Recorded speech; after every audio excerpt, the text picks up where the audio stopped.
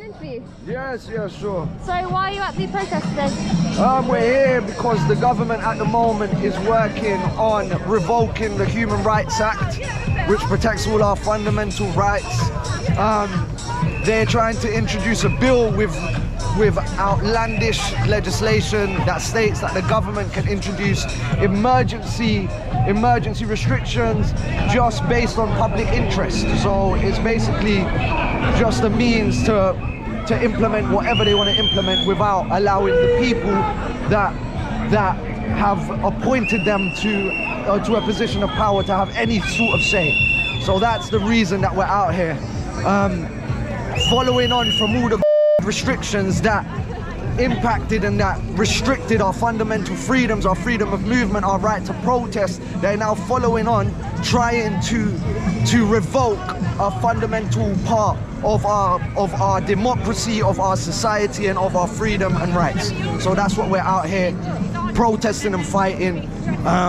And you can see how many of us are concerned with the government's handling of not only the supposed but what is following on from that situation. So that's what we're here standing up for. And how do you feel about the so take on average 10 years to develop. This particular was rushed through production in less than a year. Billions has been paid out through damages, billions. So this particular is actually indemnified, and all the manufacturers are indemnified of any legal responsibility for damages caused. And if you do your research, you will see the amount of damage that has already been caused as a direct result of this experimental that is still under clinical trials until 2023. If you look up the yellow card reporting system, you will see all the side effects of that and all medication. You will see the amount of that have been suffered and recorded in an official government recording scheme. So it's a very concerning situation that we're in right now, where the government and employers are pushing people to take an experimental which is still under clinical trials. Not to mention some of the manufacturers of it, such as Pfizer, Johnson & Johnson, have very questionable reputations. Actually received the biggest criminal fine in history for fraud, and these are the people that you're going to trust to develop a concoction that you go and then into your bloodstream. So we could go on all day about the questions about the safety, about And how do you feel about the covering up and lack of reporting on the Well, the media is all owned by a very few select people and corporations that have an invested interest in pushing their narrative. So the truth is not going to be found on mainstream media, and that's why there's such a push to suppress independent media such as yourselves, and that's why on their social media platforms you will see such a push to suppress and demonize anyone who goes against the official narrative. So the truth is there, and all of us here know the truth. It's just whether you're willing to look deep enough under the surface of the mainstream media to find it.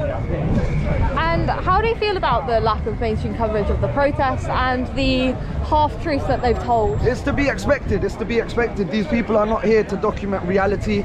They're there to push a narrative and push an agenda. So it's to be expected. What we need to do is focus on our platforms and our independent media, and work on elevating it to the level that it can be. How do you feel about children and... It's very harmful. It's extremely harmful. The itself lowers when you put on, you're restricting your airflow, you're lowering your oxygen intake.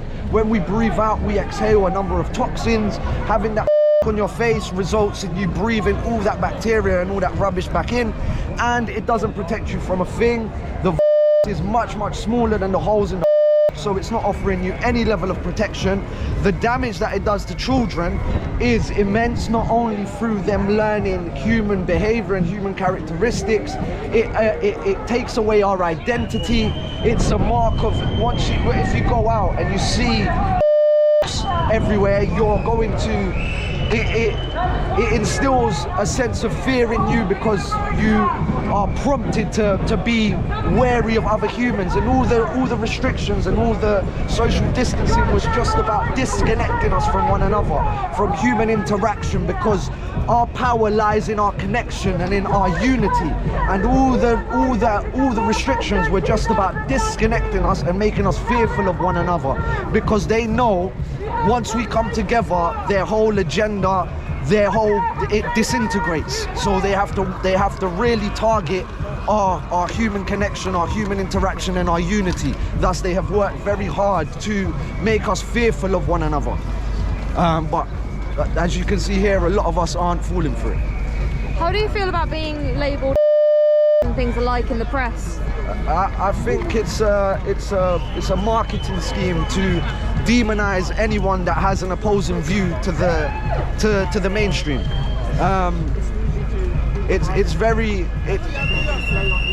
I would rather say we're pro-choice rather than just because it's not that we disagree with people getting. We are standing for our choice to choose whether we are. And how do you feel that? What do you think? How do I phrase this? Do you think that children will struggle to cope later on in life? I think the mental damage that is being done to not only adults but children, if this is continued, and probably the damage that's already been suffered, is pretty irreparable, because growing up as a child to see everyone so fearful of one another and to have their characteristics taken from them, it impedes their learning and their maturing. So it's very damaging, not only physically but mentally. What do you think about the Boris parties, Partygate? Well, it's just hypocrisy in the highest form, really. While they're telling us that we need to be locked away, we can't visit our grandmas, we can't go visit people dying in hospitals, he's out frolicking and having a good time while telling the general public to not do that. So it's hypocrisy in the highest forms, and I think it just shows you their attitude and their lack of regard for the restrictions that they themselves are putting in place. And people are talking about Boris resigning. How do you feel about that?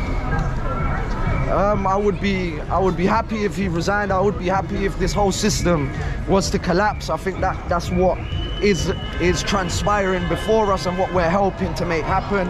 I think what's important is the sort of system that we help build and create once this one falls, because I think it's inevitable that this system is going to collapse. Not only the government, but the media, the authorities, NHS is being privatized. All of it is due for collapse, and I think that is as much their agenda as it is ours. But I think our real work begins once it all collapses, and we are then tasked with creating a system that actually benefits and serves humanity, and we can create a fair, just, and equal society where the abundance of our planet is shared equally amongst people. Because in the world that we live today, there's 1% of humanity that harbour more wealth than the other 99% combined. I'm sure many of you watching are aware of who these people are.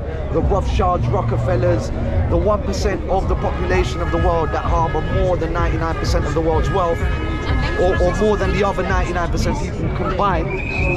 These are the people that have manufactured this whole situation, and it's never been more evident the amount of power and influence that these people have on global governments. So it's just categoric that we stand together and we can see through their tactics. I forgot your question. What was your question?